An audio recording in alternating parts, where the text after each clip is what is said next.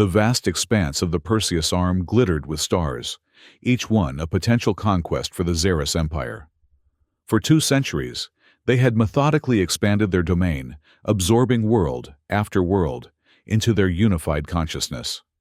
100 planets now bowed to their rule, their unique cultures and histories, homogenized under the banner of progress and order. Admiral Kaelor stood on the command bridge of the Archon, the most formidable vessel in the Xeris fleet. His elongated fingers traced the holographic display of their next target, the Solarius system. The display cast an eerie blue glow across his pale features, highlighting the ceremonial markings etched into his skin symbols of his prestigious military rank. The system contains 8 planets, with the 3rd one harboring sentient life, reported his second-in-command. Preliminary scans indicate a technologically advanced civilization, but nothing our forces cannot handle. Kaelor nodded, his expression unchanged. The Xeris Empire had encountered resistance before. None had prevailed. Their superior technology, honed through centuries of focused development and the assimilation of countless civilizations' knowledge, gave them an insurmountable advantage. This Solarius system would be no different. "Prepare the fleet for dimensional jump," he commanded, his voice resonating with authority that came from 2 decades of uninterrupted victories. "We will emerge at the edge of their solar system and commence standard intimidation protocols." The bridge crew worked in perfect synchronization, adjusting parameters and routing power to the dimensional engines. The Archon, a vessel spanning 3 kilometers in length, hummed with energy as its systems engaged. "Jump sequence initiated," announced the navigation officer. "Dimensional fold in 3, 2, 1. Space contorted around the massive vessel, reality itself, bending to accommodate the technological marvel that was the flagship of the Xeris fleet. In its wake followed 50 smaller but equally lethal warships, each capable of subduing a small planet on its own. As the dimensional fold stabilized and the fleet emerged at the edge of the Solarius system, the sensors immediately picked up an anomaly. "Admiral," called the communications officer, "we're detecting a distress signal from within the system." Kaelor tilted his head, intrigued. "Origin?" "It appears to be from a vessel designated Aurora. The signal contains coordinates and a warning message." "Display it," Kaelor ordered, his curiosity piqued. The holographic display shifted, revealing a text-based message translating into the common Xeris language. "This is Captain Aaron Malik of the Earth Alliance vessel Aurora. We have detected your approach to the Solarius system. Be advised that this system is under Earth Alliance protection. Cease your invasion or face the consequences. This is your only warning." For the first time in his illustrious career, Admiral Kaelor felt something akin to surprise. The audacity of this warning, the presumption that any force could challenge the might of the Xeris Empire, was unprecedented. "Scan for this vessel," he commanded, his voice slightly sharper than usual. "No vessels detected in the immediate vicinity," Admiral reported the sensor officer after a moment. "The signal appears to have been sent shortly before our arrival. Based on the radiation signature, the vessel has already departed the system." Kaelor contemplated this development. A civilization advanced enough to detect their approach through dimensional space was not to be underestimated, yet the absence of a defensive force suggested either overconfidence or desperation.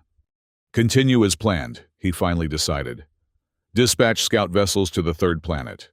Let us see what kind of resistance these Earth Alliance forces can truly offer."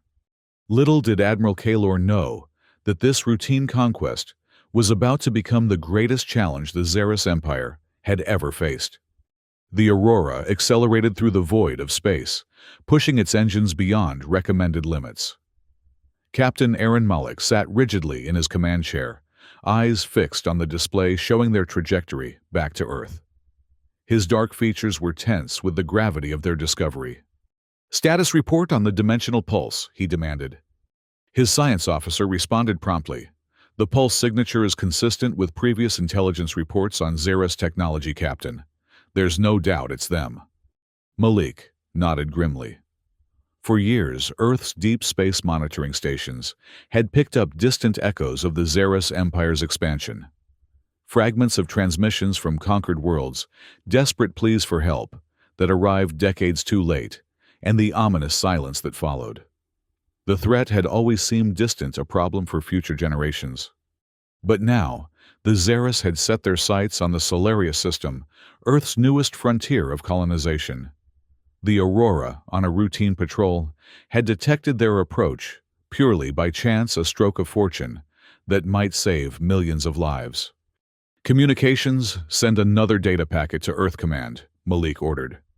"Include all our sensor logs and my personal assessment.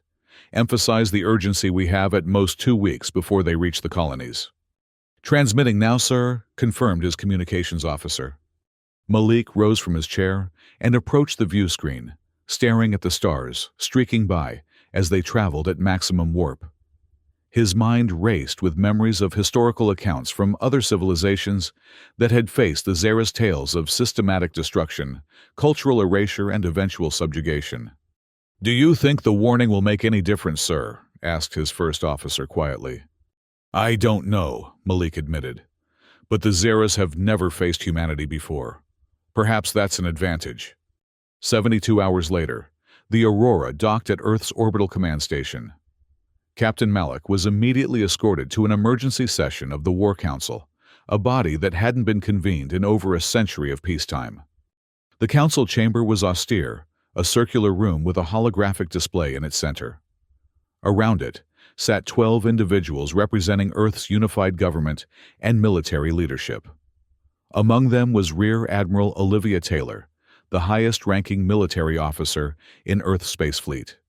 "Captain Malik," she acknowledged as he entered, "your discovery has set in motion the greatest mobilization effort in recent history. Please, brief the council directly." Malik stepped forward, activating his data tablet. The holographic display came to life, showing the imposing silhouette of the Archon and its accompanying fleet. 2 days ago, the Aurora detected dimensional distortions consistent with approaching Xeris vessels. He began, his voice steady despite his exhaustion. "Based on their trajectory and speed, they will reach the outer colonies in the Solaria system within 10 days. The main fleet consists of approximately 50 warships led by what appears to be their flagship." He manipulated the display to show comparative size and weapons analyses. "Our intelligence on Xeris technology is limited, but what we do know is concerning. Their vessels utilize energy weapons far more advanced than our own, capable of piercing planetary defense shields with ease. Their hulls incorporate self-healing nanotechnology, making conventional weapons minimally effective." The room remained silent as the grim reality settled over them. "And your assessment of our chances?" asked Taylor, her expression carefully controlled. Malik hesitated only briefly. "If we engage them conventionally, none. Their technological advantage is too great. But," he emphasized, "they've never encountered humans before. We have no established patterns for them to analyze, no historical data to draw upon. That unpredictability may be our only advantage." Taylor nodded thoughtfully. "Thank you, Captain." She turned to address the council. "Ladies and gentlemen, we've monitored the Xeris Empire's expansion for decades, hoping they would never turn their attention to our sector. That hope has now been extinguished. We must act, and act decisively." She gestured to a stern-looking woman seated to her right. "Dr. Alara Wright has been leading Project Sentinel, developing counter-technologies specifically designed to combat potential Xeris threats. Dr. Wright, please update the council on your progress." Dr. Wright rose, her tall frame commanding attention. Her silver hair was pulled back in a tight bun, emphasizing her sharp features. "Project Sentinel was conceived 5 years ago as a precautionary measure," she explained. "We've been reverse engineering fragments of Xeris technology, recovered from the remains of civilizations they've conquered. While we're decades away from matching their level of advancement, we have developed several countermeasures that may prove effective." The holographic display shifted to show a sleek vessel, notably smaller than the Xeris warships, but with a distinctive design. "This is the ESV Sentinel, our prototype response vessel.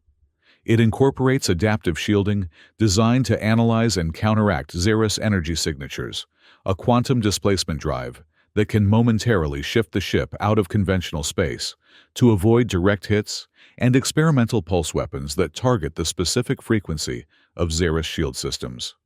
A council member leaned forward. "And this single vessel is supposed to stop an armada?" "No," Wright replied bluntly. "The Sentinel is not designed to win a direct confrontation. It's designed to survive one. To gather data, test our theories in actual combat, and transmit that intelligence back to Earth so we can refine our approach. It's a first step, not a solution." Admiral Taylor interjected, "The Sentinel will be joined by 4 additional vessels currently being retrofitted with similar technology. Together, they form our immediate response team. Meanwhile, the main fleet will begin full mobilization, all 300 vessels." 300 against 50 Xeris warships, muttered another council member. "And yet we're still outmatched." "Perhaps in technology," Taylor conceded, "but not in resolve, nor in tactical creativity. The Xeris conquered 100 worlds with ease, because those worlds fought alone. We have the advantage of knowing they're coming. We have the advantage of being human." The council session continued for hours, debating strategies and allocating resources. By its conclusion, humanity's course was set. They would meet the Xeris threat head-on, not with the expectation of victory, but with the determination to prove that Earth would not fall easily. As the council disbanded, Admiral Taylor approached Captain Malik privately. "The Sentinel will depart in 36 hours, she informed him. "I want you to join them as a tactical advisor. Your first-hand observations of the Xeris will be invaluable." Malik nodded, surprised but determined. "What about the Aurora?" "She'll remain here for now. Commander Lena Voss will be leading the Sentinel mission." Taylor's expression softened slightly. "You've done your part in warning us, Captain. Now help us prepare for what comes next." In the orbital shipyard above Earth, the ESV Sentinel underwent its final preparations. Commander Lena Voss walked through its corridors, inspecting systems and speaking with crew members. At 35, Voss had distinguished herself as one of Earth's most innovative tactical officers, known for unorthodox approaches that consistently yielded results.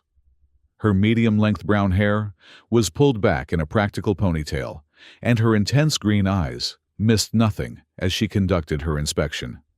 "Lieutenant Tanaka."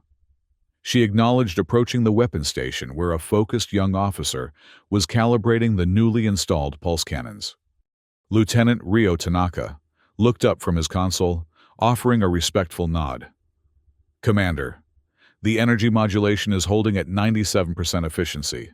Not perfect, but within acceptable parameters." "Will they penetrate Xeris shields?" Voss asked directly. Tanaka hesitated. "In theory.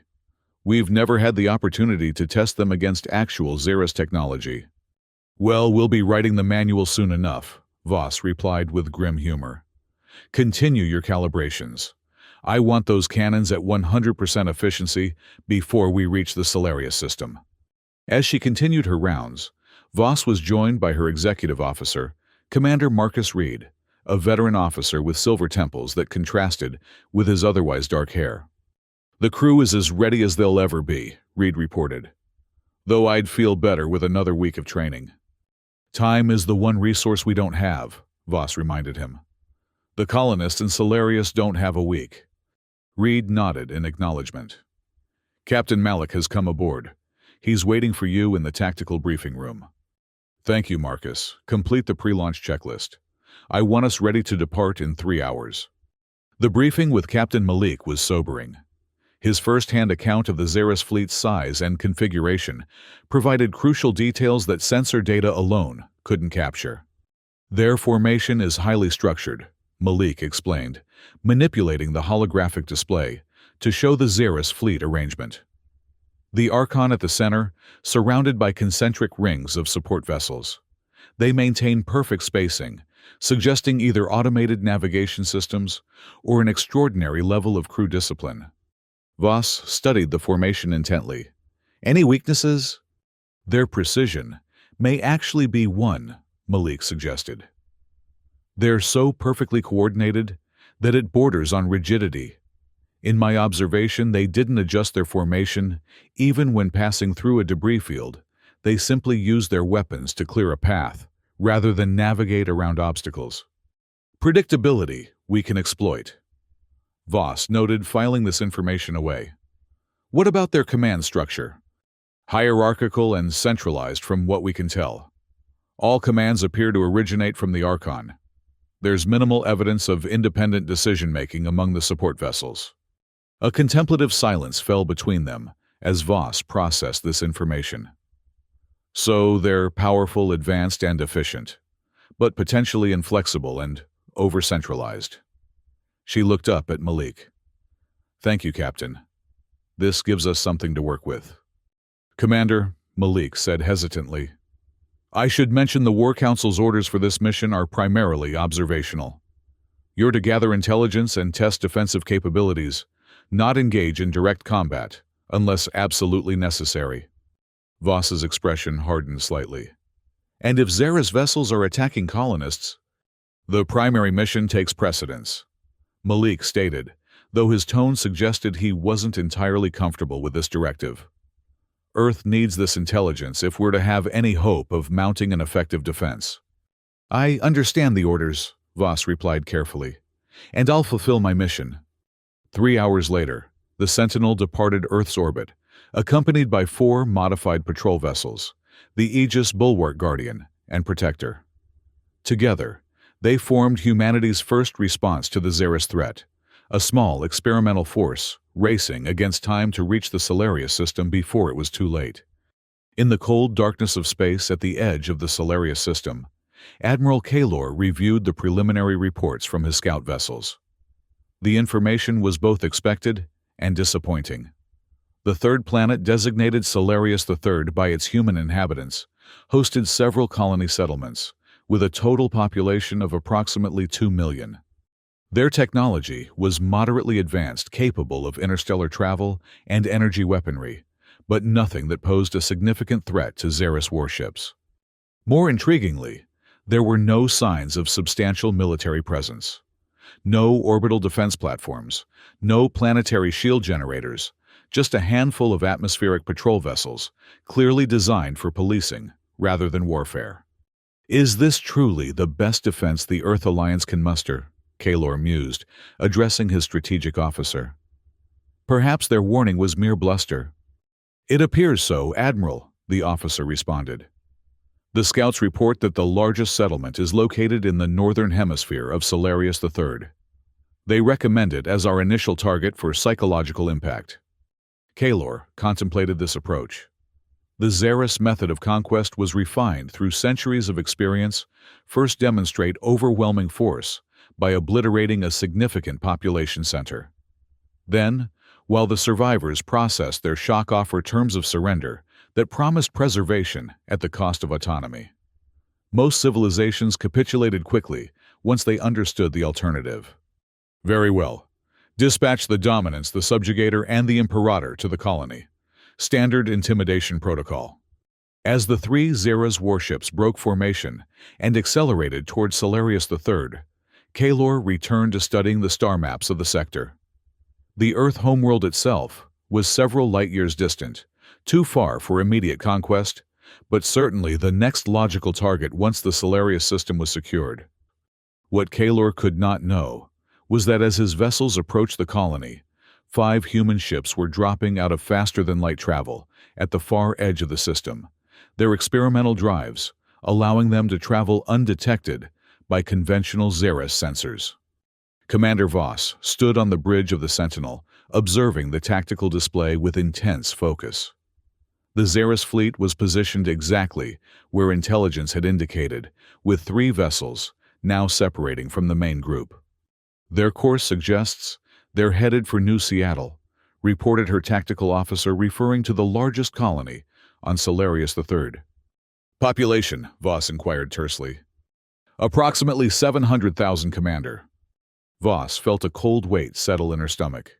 700,000 civilians about to face the opening salvo of an interstellar war. Her orders were clear: observe, gather data, Avoid direct engagement unless absolutely necessary. But those orders had been given by people safely ensconced on Earth. People who weren't watching 3 war machines bearing down on an unsuspecting colony. Contact the other vessels, she decided. We're moving to intercept. Her communications officer looked up in surprise. Commander, our orders are to gather intelligence on Xeris capabilities, Voss interrupted. We'll gather far more detailed data by observing them in an actual engagement than by watching from a distance. She turned to her executive officer. Commander Reed, prepare the pulse cannons. Let's see if Dr. Wright's theories hold up. The 5 Earth vessels accelerated, using the gravitational field of a gas giant, to slingshot themselves into an intercept trajectory. Their smaller size and experimental drives gave them a maneuverability advantage that they would need to exploit against the vastly more powerful Xeris warships. Approaching weapons range in 3 minutes, announced Lieutenant Tanaka from the weapons station. Pulse cannons charged and ready. Voss opened a channel to the other vessels. This is Commander Voss. Our mission is to divert the Xeris vessels from the colony. We engage, we test our weapons, but we do not allow ourselves to be drawn into a prolonged battle. Hit and run only. Confirm. Each of the 4 captains acknowledged her orders, their voices tense but determined. None questioned the deviation from their original mission parameters. Like Voss, they couldn't stand by and watch a massacre. The Xeris vessels have detected us, reported the sensor officer. They're adjusting course to intercept. Voss nodded unsurprised. Send a warning to New Seattle. Tell them to activate whatever planetary defenses they have and begin civilian evacuation procedures. On the bridge of the Dominance, the Xeris commander received the alert with disbelief. 5 small vessels, clearly of Earth design, were approaching on an intercept course. Their power signatures were unusual, fluctuating in ways that suggested experimental technology, but their size indicated they posed no serious threat. Shall we alter our approach to the colony? Asked his second-in-command. No, the commander decided. Continue as planned. Divert minimal power to forward shields. Let us see what these humans think they can accomplish.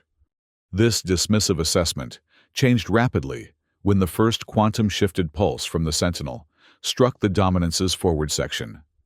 The energy beam, modulating at precisely the frequency that Dr. Wright had theorized, would disrupt Xeris shield harmonics, tore through the outer defensive layer, and scorched the hull beneath. Damage report, demanded the commander, genuine alarm in his voice for the first time in his career. Forward shields compromised at Section 3, came the response. Hull breach in 2 compartments. Self-repair systems engaged, but Commander, their weapons are specifically calibrated to our shield frequency. Before the Xeris commander could process this revelation, the other Earth vessels opened fire, each targeting a different section of the 3 Xeris warships. Their attacks were precisely coordinated, striking then, using their superior maneuverability to evade return fire. Aboard the Sentinel, Voss watched the effectiveness of their first salvo with cautious optimism. Direct hit on all targets, reported Tanaka. Shield penetration between 15% and 30%, varying by vessel. They're adjusting their shield frequencies, warned the sensor officer.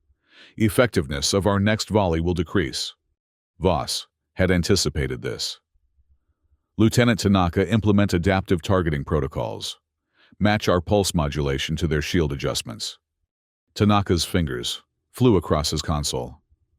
Attempting to match, but they're shifting rapidly. I can maintain partial effectiveness, but we're looking at diminishing returns with each exchange. Understood. All vessels execute evasive pattern Delta. Continue harassment fire while maintaining distance. The 5 Earth ships broke formation, each taking a different vector that forced the Xeris vessels to divide their attention. It was a classic guerrilla tactic applied to space combat: strike, quickly inflict damage, and disappear before the enemy could bring their superior firepower to bear. On the Xeris flagship, Archon Admiral Kaylor received the unexpected combat reports with growing interest. They anticipated our shield frequencies, he observed, studying the data. And their vessels possess unusual maneuverability and stealth capabilities. It seems the Earth Alliance is more resourceful than we initially believed. His strategic officer appeared concerned. Should we recall additional vessels to reinforce the attack group? Kaylor considered this briefly before shaking his head. No. This is clearly a probing attack designed to test our capabilities while protecting their colony. Let the Dominance Group handle it. Tactical data from this encounter will be valuable for our main assault. And if they succeed in driving our vessels back, a cold smile crossed Kaylor's features. Then we will have learned something important about our new adversaries. Either way, the outcome serves our purpose. Monitor the engagement closely and prepare to adapt our primary battle plans accordingly. The skirmish in the upper atmosphere of Solarius III continued for nearly an hour. The Sentinel and its companion vessels darted in and out of cloud cover, using the planet's weather patterns and mountainous terrain to break targeting locks, while continuing to test the effectiveness of their weapons against Xeris defenses. Hull integrity at 72%, reported Commander Reed as the Sentinel shuddered from a glancing hit. Shield regeneration is keeping pace, but we can't maintain this exchange indefinitely. Voss nodded grimly. Status of the colony evacuation. Approximately 40% complete, according to their emergency broadcasts. They need at least another 2 hours for full evacuation. Voss studied the tactical display, noting that the Xeris vessels had adapted their formation to minimize the effectiveness of the Earthship's hit-and-run tactics. They were adjusting a concerning development. Lieutenant Tanaka, what's the status of our pulse weapons? Effectiveness down to 12% as they've almost completely adapted to our modulation patterns. We're running out of variables to shift. Voss made a quick decision. All vessels prepare to execute Thunderclap maneuver. Target the lead Xeris warship's propulsion systems. The Thunderclap maneuver was a desperate gambit. All 5 Earth vessels would converge simultaneously from different vectors, concentrating their fire on a single point in a massive surge designed to overwhelm adaptive defenses through sheer power. Executing in 3, 2, 1, mark. The 5 ships emerged from different cloud banks, their trajectories intersecting perfectly as they closed on the Dominance. Each vessel fired at precisely the same moment their pulse weapons harmonized, to create a cascading energy effect that multiplied their combined impact. The concentrated barrage struck the Dominance's rear quarter, momentarily overwhelming its adaptive shields and tearing into the propulsion systems beneath. Secondary explosions rippled along the massive vessel's spine as power conduits overloaded. "Direct hit!" exclaimed Tanaka. "Their main propulsion is offline." Voss allowed herself no celebration. All vessels disengage immediately. Maximum speed to the asteroid belt at coordinates 227 Mark 43. As the Earth ships broke away at their highest sustainable velocity, the damaged Dominance listed in the atmosphere emergency systems, struggling to compensate for the unexpected damage. The other 2 Xeris vessels moved to protect their stricken companion momentarily, abandoning their attack on the colony. "The Xeris vessels are in pursuit," reported the sensor officer, as the Sentinel and its companions raced toward the asteroid belt. "They're charging weapons." "Maintain course and speed," Voss ordered calmly. "The asteroids will provide cover and limit their targeting options."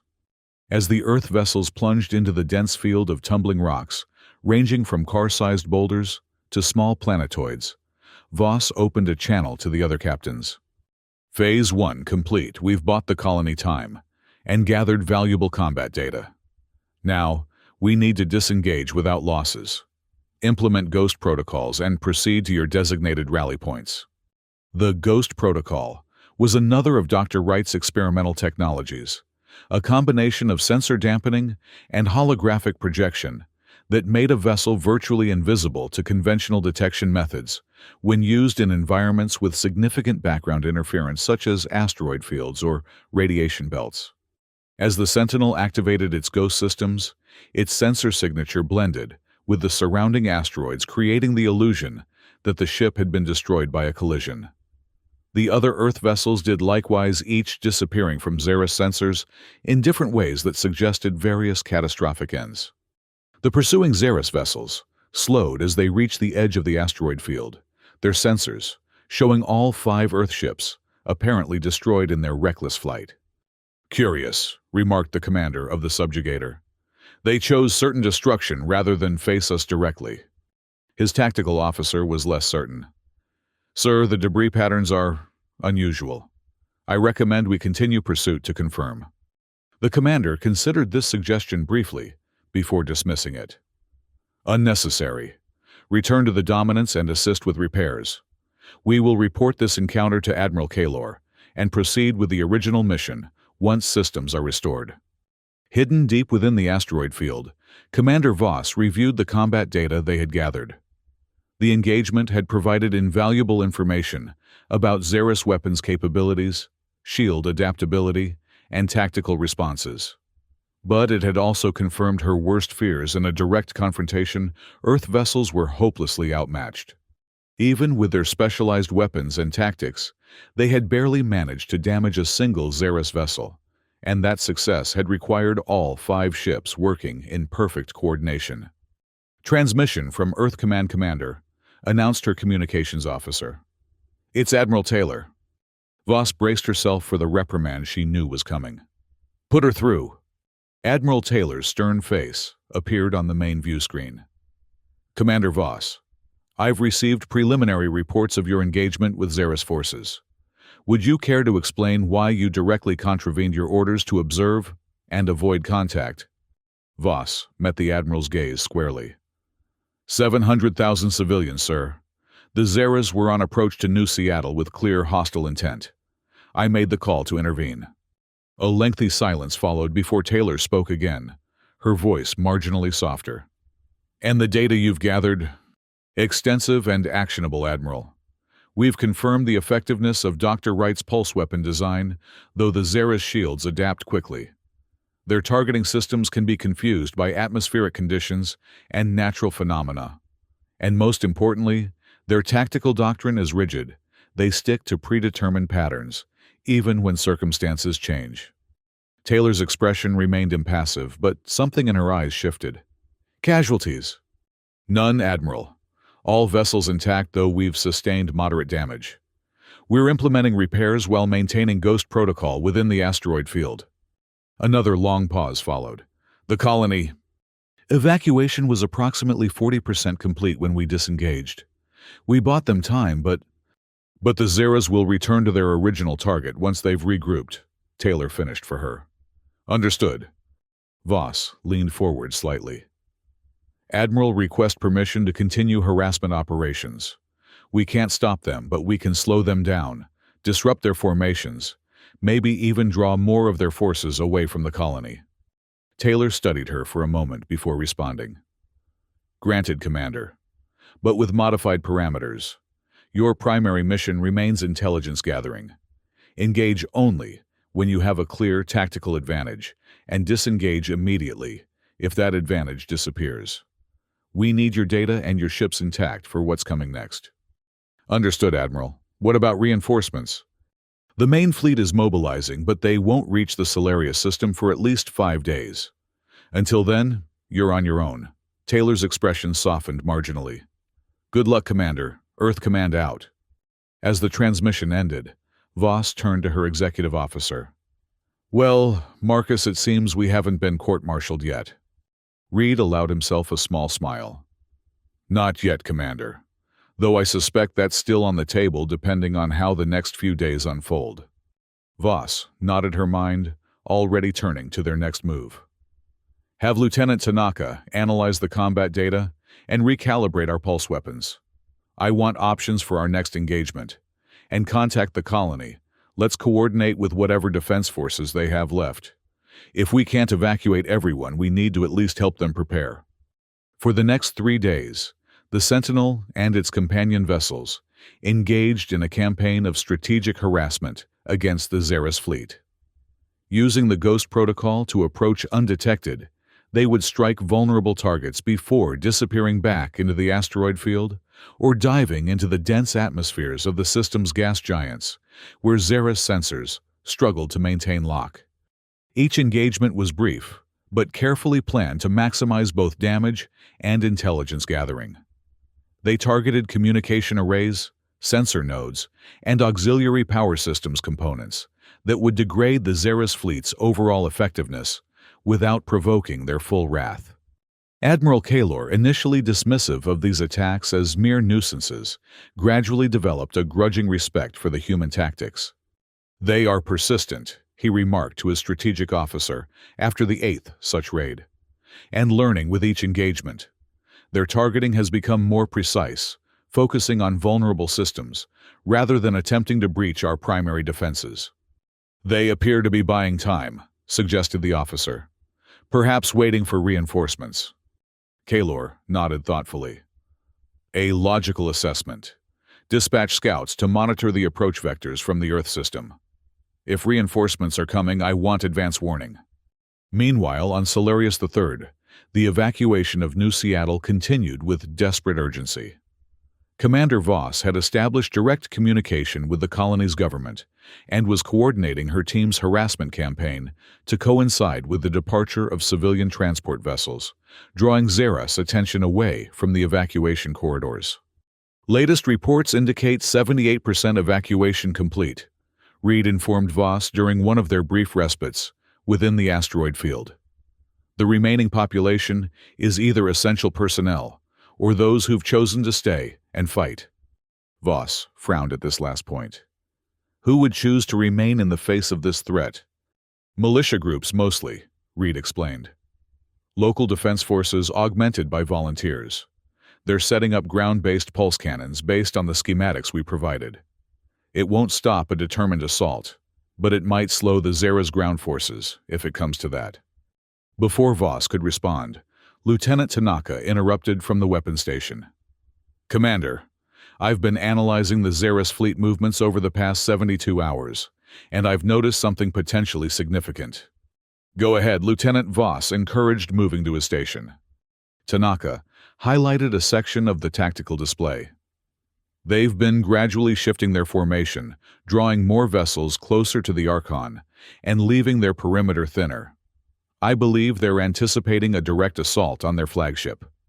Voss studied the display intently. "They're adapting to what they think our strategy is not what it actually is." "Exactly," Tanaka confirmed. "They're preparing for a threat that doesn't exist, at least not yet." A plan began to form in Voss's mind, bold and potentially reckless, but with the possibility of significant impact.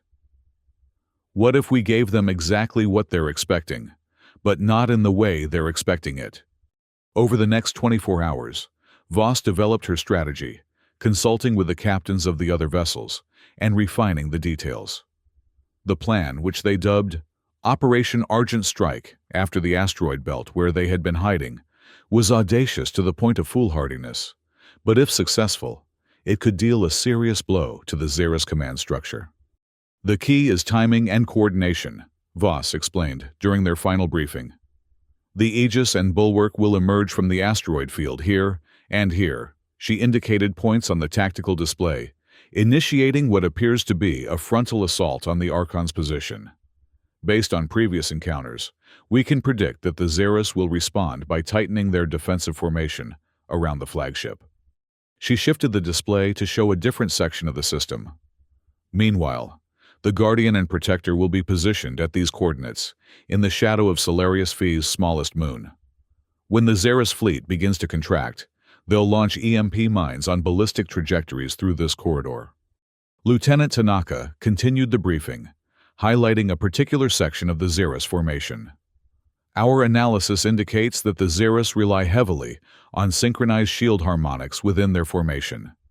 The EMP mines are designed to create localized disruptions in these harmonics, creating momentary windows in their defenses. And that's when the Sentinel makes its move," Voss concluded. "We'll have been positioned within the planet's upper ionosphere, using the electromagnetic interference to mask our presence. When the mines detonate, we'll execute a maximum thrust microjump directly to these coordinates." She highlighted a point dangerously close to the Archon's position, and deploy our experimental quantum torpedo directly at the flagship's command section. A heavy silence fell over the briefing room as the participants absorbed the audacity of the plan. The window will be incredibly narrow, warned Captain Eliza Okafor of the Guardian. Perhaps 3 seconds between the EMP detonation and the Xeris shields remodulating. And if we miss that window, asked Captain Hiroshi Kato of the Aegis. Then the Sentinel will be directly adjacent to the most powerful warship in the Xeris fleet, with no escape route, Voss acknowledged bluntly. Which is why precision is paramount. Every vessel must execute their role exactly as planned, down to the millisecond. Despite the risks, none of the captains voiced objection. They all understood the stakes not just for the Solarius colonies, but potentially for Earth itself. If the Xeris fleet could be sufficiently disrupted, it might buy enough time for the main Earth fleet to arrive and establish a proper defense. "What about the quantum torpedo?" asked Captain Kato. "That's not standard equipment even on our experimental vessels." Voss nodded to Lieutenant Tanaka, who took over the explanation. "It's a prototype weapon developed by Dr. Wright's team. Essentially, it creates a localized quantum instability, a temporary disruption in the fabric of space-time itself. The effect is brief, but intense, potentially disrupting the molecular bonds of any matter within the effect radius." "Potentially," Captain Okafor questioned. "It's never been field-tested," Tanaka admitted. "Laboratory simulations suggest an 82% probability of significant effect against Xeris hull materials, but that's only theoretical." Voss reclaimed the floor. "We're out of time for certainties. The remaining colonists can't hold out much longer, and our harassment tactics are yielding diminishing returns as the Xeris adapt. This is our best chance to create a meaningful impact before the main fleet arrives." After a moment of contemplation, Captain Kato nodded. "The Aegis is with you, Commander." One by one, the other captains voiced their agreement. Operation Argent Strike was a go. 12 hours later, the component pieces of the plan were in motion.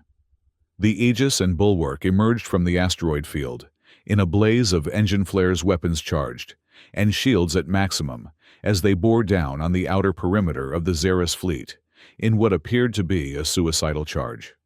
On the bridge of the Archon, Admiral Kaylor observed their approach with mild curiosity. "They've abandoned their hit-and-run tactics for a direct assault. Interesting, if foolhardy." "Perhaps they've grown desperate," suggested his second-in-command. "Their harassment campaign has failed to significantly impede our operations." Kaylor was less convinced. "No, these humans have demonstrated remarkable tactical adaptation thus far. This change suggests purpose, not desperation." He studied the tactical display intently. "Where are the other 3 vessels?" His sensor officer responded after consulting his instruments. "No sign of them, Admiral. They may still be concealed within the asteroid field or the gaseous atmosphere of the outer planets." Kaylor's instincts, honed through decades of conflict, sensed a trap. "Reconfigure the fleet formation. Defensive pattern Helix 7. All vessels to maintain overlapping shield harmonics." As the Xeris fleet shifted in response to his command contracting its formation to create a more densely protected core around the flagship, Kaylor continued to search for the hidden threat he felt certain was coming. What he could not detect were the Guardian and Protector, silently drifting in the shadow of Solarius Sphere's smallest moon, their systems powered down to minimal levels to avoid detection.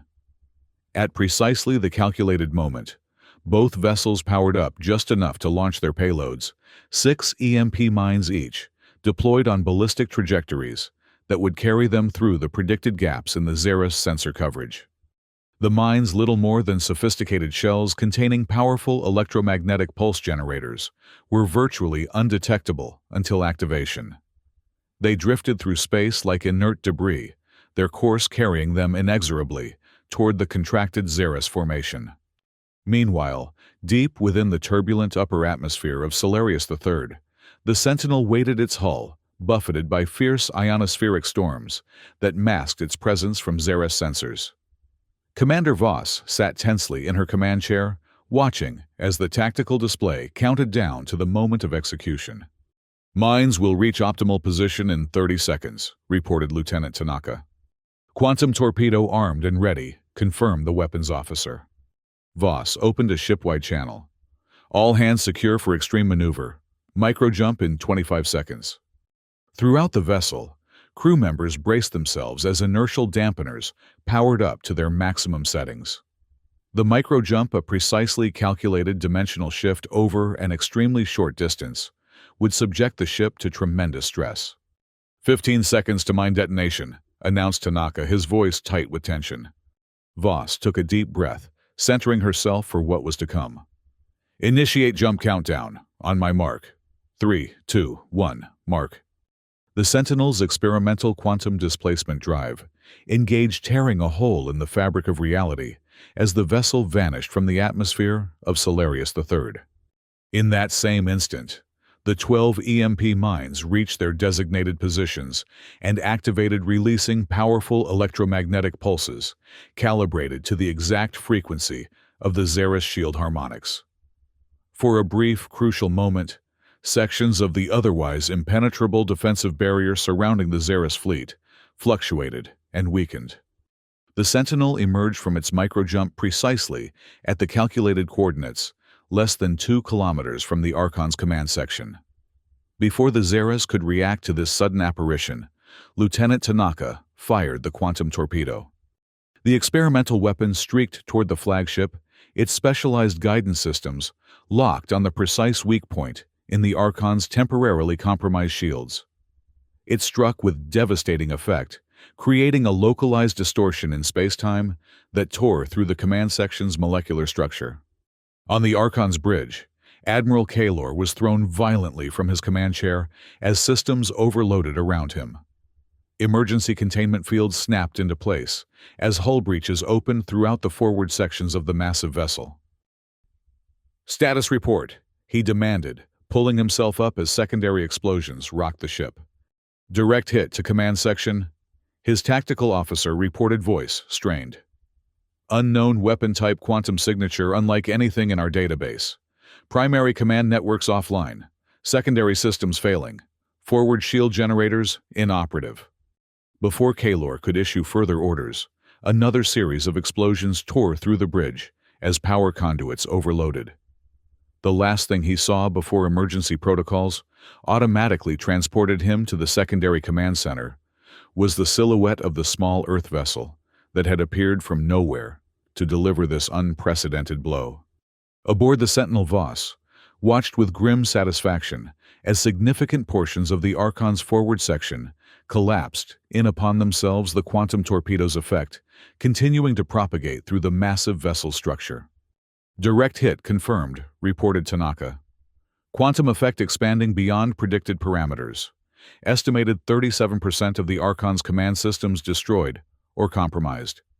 "The Xeris fleet is responding," warned the sensor officer. "Multiple vessels breaking formation to intercept our position."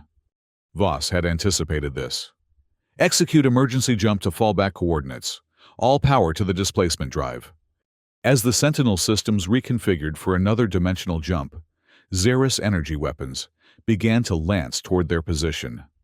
Several struck glancing blows against their shields before the quantum displacement drive engaged, pulling the vessel out of normal space moments before a concentrated barrage would have destroyed it completely. The Sentinel rematerialized deep within the atmosphere of Kione, a small, ice-covered world orbiting at the outer edge of the Solarius system. Its swirling snowstorms and intense electromagnetic activity provided perfect cover for a vessel in need of concealment. "Damage report," Voss called out as systems stabilized following the jump. "Shield generators at 31% and failing," Reed reported. "Hull breaches on decks 3 and 7. Weapon systems offline. Propulsion limited to maneuvering thrusters only." "And the displacement drive?" Reed's expression was grim. "Burned out, Commander." The successive jumps exceeded design parameters. Dr. Wright's team warned this might happen. Voss absorbed this information with outward calm, though internally, she calculated their rapidly diminishing options. They were effectively stranded on a remote ice world with a damaged vessel and no means of rapid escape. "What about the other ships?" she asked. "The Aegis and Bulwark have disengaged and returned to the asteroid field as planned," reported the communications officer. The Guardian and Protector are maintaining position behind Solarius V's moon. All report minor to moderate damage, but remain operational. And the Xeris fleet? Lieutenant Tanaka consulted his readings. In disarray, Commander. The Archon appears to have lost primary propulsion and is drifting. At least 7 support vessels have broken formation to assist the flagship. The remaining fleet elements are holding position, seemingly awaiting new orders. Despite their precarious situation, Voss allowed herself a moment of satisfaction. Their gambit had succeeded beyond expectations, throwing the normally regimented Xeris fleet into confusion and buying precious time for the remaining colonists and the approaching Earth reinforcements. "Open a channel to all Earth vessels," she ordered, "and prepare to transmit our tactical data back to Earth Command. If we can't get out of here, our intelligence still can." As the communications officer worked to establish a secure channel through the atmospheric interference, an alert sounded from the sensor station. "Commander," called out the sensor officer, alarm evident in his voice. "I'm detecting multiple Xeris vessels entering Chione's orbit. They're deploying atmospheric probes." "They're hunting us," Reed observed grimly. Voss nodded unsurprised. Their attack on the flagship had been too significant to go unanswered. "Divert all non-essential power to the Ghost Protocol and take us deeper into the storm system. If we can't run, we'll hide." For the next 48 hours, the Sentinel played a deadly game of hide-and-seek within Chione's raging blizzards. The Ghost Protocol, combined with the natural interference from the ice storms, kept them one step ahead of the Xeris search parties. But it was a temporary advantage at best. Sooner or later, they would be found. "The storm front is shifting," reported Reed, during one particularly tense moment. "In approximately 3 hours, we'll lose our current cover." Voss studied the atmospheric projections with growing concern. Their options were dwindling with each passing hour as the Xeris methodically eliminated possible hiding places. "What about the geothermal vents in the southern hemisphere?" she suggested, pointing to a region of the planet where volcanic activity beneath the ice created permanent disruptions in the surface terrain. Reed considered this possibility. "The thermal signatures might mask our emissions, but navigating through the geyser fields would be extremely hazardous, especially with only maneuvering thrusters." Before Voss could respond, Lieutenant Tanaka called out from the weapon station. "Commander, I've been analyzing the Xeris search patterns, and I believe there's another option. They're focusing their efforts on the planet's surface and lower atmosphere, but they're largely ignoring the exosphere. Because no ship could reach escape velocity with only maneuvering thrusters," Voss pointed out. "True," Tanaka acknowledged, "but we don't need to escape. We just need to change the game." He manipulated the tactical display to show a particular region of Chione's upper atmosphere. This area experiences regular ionic discharges as the planet's magnetic field interacts with the solar wind. If we position ourselves here, we could potentially use these natural phenomena to augment our remaining weapons. Voss moved to his station, studying the proposal with growing interest. "You're suggesting we use Chione itself as a weapon?" "Essentially, yes," Tanaka confirmed. "By timing our movement to coincide with one of these discharge events and focusing our remaining pulse cannon energy through the ionic field, we could create a cascading effect, essentially a massive directed electromagnetic pulse. That could temporarily disable any Xeris vessels caught in its path," Reed observed, joining them at the tactical station. "But it would also likely overload our remaining systems. We'd be dead in space." "We're already dead in space," Voss pointed out pragmatically. "At least this way, we go down fighting and potentially create an opening for the other Earth vessels to exploit." After brief deliberation, the decision was made. Using their limited thruster capability, the Sentinel began the arduous ascent through Chione's turbulent atmosphere toward the ionic discharge zone. The journey took hours, each minute bringing them closer to detection, as the protective layers of storm between them and the Xeris searchers gradually thinned. "Xeris vessel at 27 Mark III, reported the sensor officer as they approached their target position. Range 12 kilometers in closing. They've altered course. I think they've detected us. Time to the next ionic discharge, Voss asked, tension evident in her voice. Approximately 4 minutes, Tanaka responded. But the Xeris vessel will be in weapons range in less than 2. Voss made a quick decision. Divert all remaining power from life support and non-essential systems to shields and the pulse cannon. We need to survive long enough to reach the discharge point. As the ship's interior temperature began to drop and emergency lighting activated, the Xeris vessel appeared through the thinning atmospheric haze, its weapons visibly charging. Incoming energy weapon lock, warned the tactical officer. Impact in 5, 4. Evasive maneuvers. Voss ordered, though she knew their limited thruster capability made meaningful evasion nearly impossible. The Xeris beam struck their port shield, which flared brightly before collapsing under the assault. The Sentinel shuddered violently as part of the energy bleed-through scorched its hull. Port shield generator offline, Reed reported grimly. Hull breach on deck 5. Emergency containment holding, but barely. Distance to discharge point, Voss demanded. 1.3 kilometers, Tanaka replied. 90 seconds to optimal position. The Xeris vessel fired again this time, striking their starboard quarter. More alarms blared across the bridge as systems failed throughout the ship. We're losing structural integrity, Reed warned. One more direct hit and we'll break apart. Voss gripped her command chair as the ship groaned around them. All power to thrusters. Get us to that discharge point. With agonizing slowness, the Sentinel continued its ascent toward the flickering ionic curtain that marked the boundary between Keone's atmosphere and space. The Xeris vessel pursued relentlessly, preparing for a third and likely final attack. We're entering the discharge zone, Tanaka announced. Ionic activity increasing, 30 seconds to peak charge. The Xeris vessel is firing again, called the sensor officer. Rotate ship axis, Voss commanded. Present our dorsal section. It's the only area with shields still functioning. The Sentinel pivoted awkwardly on its remaining thrusters, managing to absorb the bulk of the Xeris attack on its still shielded dorsal section. Nevertheless, the impact sent cascading failures throughout the ship's already damaged systems. 15 seconds to discharge. Tanaka reported, his fingers dancing across his console as he prepared the pulse cannon for its final act. Cannon charged to 137% of safe capacity. It'll burn out after firing, but we'll get one good shot. The Xeris vessel is circling for a killing blow, reported the tactical officer. They're targeting our engine section.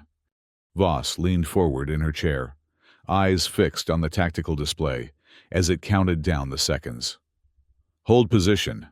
Prepare to fire on my mark. The bridge crew worked with focused intensity, ignoring the groaning of the hull around them and the flickering of failing systems. They had come too far to falter now. Peak ionic charge in 3, 2, 1, Tanaka called out. Fire, Voss commanded. The Sentinel's pulse cannon unleashed its final shot, a concentrated beam of energy that lanced into the heart of the ionic discharge zone. For a brief moment, nothing seemed to happen. Then, the natural energy of Keone's exosphere, agitated by the precisely tuned pulse, erupted in a spectacular cascade of electromagnetic fury. The expanding wave of energy engulfed both the Sentinel and the pursuing Xeris vessel, overloading systems and shorting out circuits in both ships. But while the Earth vessel had prepared for this effect, diverting critical systems to protected circuits, the Xeris warship had not. Direct hit, Tanaka reported satisfaction, evident despite the chaos unfolding around them. The Xeris vessel is drifting, all systems appear offline. The same could be said for us, Reed pointed out grimly. We've lost main power, secondary systems, and all weapons capability. Life support is on emergency backup, only 12 hours at most. Voss acknowledged this reality with a nod. Send an encrypted burst transmission to the other Earth vessels. Include all tactical data and our current situation. She turned to address the entire bridge crew. I won't sugarcoat this, our position is critical. But we've accomplished our mission. We've demonstrated that the Xeris are not invincible, that with the right tactics and technology, they can be hurt. Whatever happens next, remember that." As the crippled Sentinel drifted in Keone's upper atmosphere, its crew worked tirelessly to restore what systems they could with limited resources. The temperature continued to drop as life support struggled to compensate for the power loss, forcing them to abandon outer sections of the ship and congregate in the core compartments where emergency heating still functioned. Estimate 6 hours of breathable air remaining, Reed reported during one of their regular status meetings. After that, carbon dioxide levels will rise to toxic levels. Voss accepted this information stoically. And the distress beacon? Still transmitting, but with Keone's electromagnetic interference range is limited. If any friendly vessels are looking for us, they'll need to be within the outer orbit to detect the signal. Lieutenant Tanaka, who had been monitoring what remained of their sensor capabilities, suddenly straightened at his station. "Commander, I am detecting multiple dimensional signatures at the edge of the system. Large vessels emerging from fold space." A tense silence fell over the bridge as they awaited more information. "Configuration?" Voss asked quietly. Tanaka worked his console, coaxing information from the damaged sensors. After a moment, his expression shifted to one of cautious hope. "Earth Alliance signatures, Commander. It's the main fleet. They've arrived." A collective exhale of relief swept through the bridge. Their gambit had succeeded. They had bought enough time for reinforcements to arrive. "What about the Xeris fleet?" Voss inquired. "Still in disarray from our attack on the Archon," Tanaka reported.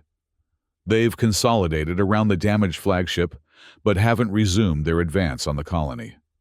Voss allowed herself a small smile of satisfaction. "Open a channel to the fleet low-power emergency frequency. Let them know we're here and could use a tow home." 3 hours later, an Earth Alliance rescue vessel docked with the damaged Sentinel, bringing supplies, technical support, and news of developments elsewhere in the system. "The Xeris fleet has withdrawn to the outer system boundary," reported Captain Eli Novak of the rescue vessel. "When our main fleet arrived, all 300 vessels, they apparently decided discretion was the better part of valor." "They'll be back," Voss predicted, "once they've repaired the Archon and analyzed our tactics."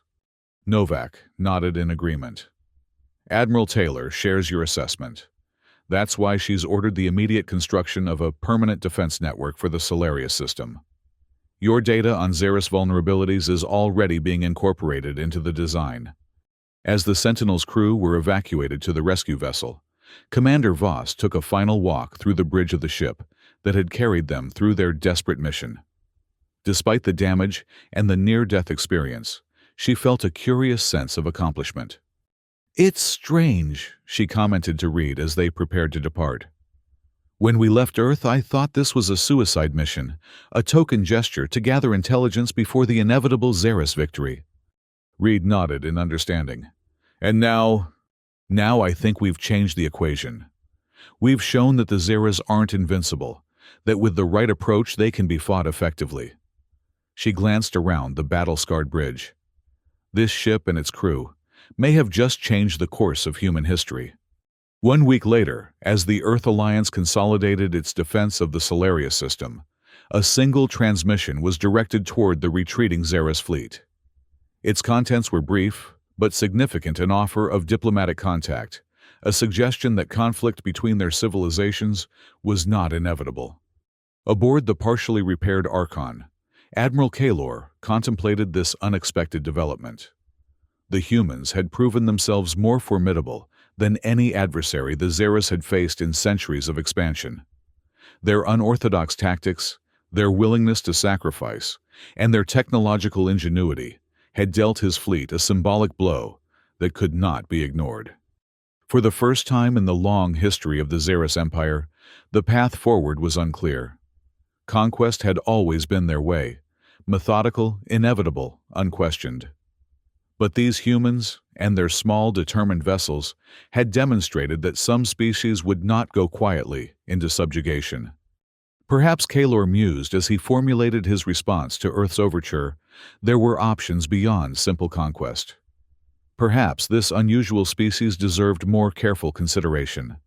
As his reply was transmitted across the void of space, a new chapter in the relationship between humanity and the Xeris Empire began, one founded not on the assumption of easy victory, but on mutual respect, born in the crucible of battle and the shadow of potential annihilation. In the command center orbiting Earth, Admiral Taylor received Kahlor's response with cautious optimism. Standing beside her, Commander Voss reviewed the translated message with a sense of validation. "They're willing to talk," Taylor observed. "That alone is unprecedented according to our intelligence on their previous conquests." Voss nodded, her expression thoughtful. "We changed their calculations. The Sentinel and its crew showed them that the cost of conquering humanity might be higher than they're willing to pay." "A fragile foundation for peace," Taylor noted. "But a foundation nonetheless," Voss replied. "And perhaps the beginning of a new understanding that strength isn't measured solely in firepower or technological advantage, but in determination, ingenuity, and the courage to stand against overwhelming odds." As preparations began for the first formal diplomatic contact between Earth and the Xeris Empire, the legacy of the Sentinel's desperate stand in the Solaria system spread throughout human space, a testament to the power of resistance and the indomitable spirit that had carried humanity from its first tentative steps into space to its current position as a force to be reckoned with among the stars. They had conquered worlds with ease until a human warship obstructed their path. And in that obstruction, both civilizations discovered something unexpected about themselves and each other, the possibility that the future might hold more than endless conflict, that even ancient empires could learn new ways of engaging with the universe around them. The path ahead remained uncertain, fraught with challenges, and the ever-present specter of renewed hostilities. But for the first time, there was also hope. Hope that understanding might eventually replace conquest, that communication might supplant confrontation, and that the courage of a single ship and its crew might have changed the course of galactic history. In the vast expanse of space amid the glittering stars that had witnessed countless civilizations rise and fall, a new equilibrium began to take shape, one founded not on the assumed superiority of ancient power, but on the unexpected resilience of newcomers who refused to be conquered.